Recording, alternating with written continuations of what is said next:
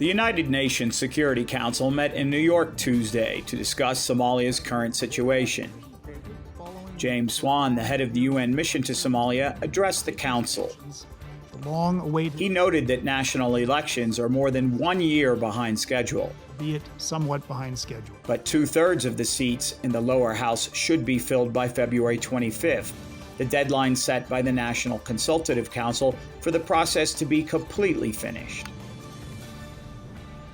While political tensions among some Somali leaders continue to flare up sporadically, they have so far been contained, and so have not derailed the electoral process. The risk remains, however, that a miscalculation could cause these tensions to spill over into conflict. 28 women, representing 22% of those chosen so far, fall short of the 30% pledged by the Somali government previously. The UN provides technical and advisory assistance to Somali election authorities. As we continue to receive reports of alleged irregularities in the electoral process, I urge key actors to course correct to improve the process whenever necessary.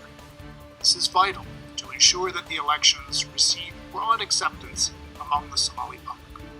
Swan noted that the African Union peacekeeping mission has been extended for 2 years.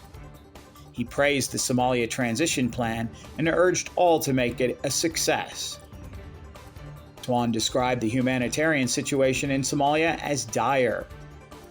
It is the most severely drought-affected country in the Horn of Africa, with 4.3 million people affected by the conditions. He said that Somalia has the ability to meet the needs of the situation, but they are only 2% funded. Francisco Madera, leading the African Union mission to Somalia, followed Swan, addressing the council virtually. He told them he has met with a number of stakeholders to encourage them to support the completion of polling, but he noted a key security challenge. Madam President, regrettably, insecurity in the country continues to be a source of great concern, as Al-Shabaab remains relentless in stabilizing activity. Since my last briefing, we have observed an upsurge in terrorism-related violence. The violence has mainly been perpetrated by Al-Shabaab through the use of improvised explosive devices, person-borne improvised explosive devices, mortar attacks, ambushes, and targeted assassinations of senior government officials, Somali security forces, and civilians. Indeed, Al-Shabaab attacks have increased in number and in proximity to polling stations in recent days. Other council members called on Somalia to finish elections soon. The UK welcomes the recent increase in the pace of elections to the lower house. We call on Somalia's national and federal member state leaders to follow through with their own commitments to complete the parliamentary elections in a credible and transparent manner by February 25. The exceedingly long electoral process is detrimental to efforts to consolidate peace and rebuild the economy. Security forces should have no role in determining the outcome of elections.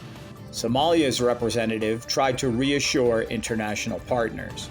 The electoral process has regained its momentum, credibility, and trust among the people of Somalia, and we are adamant to conclude the electoral process in the shortest time possible. He also declared victory over piracy as he concluded his remarks. ADN TV will continue to report on diplomatic developments affecting Somalia. Due to the continuing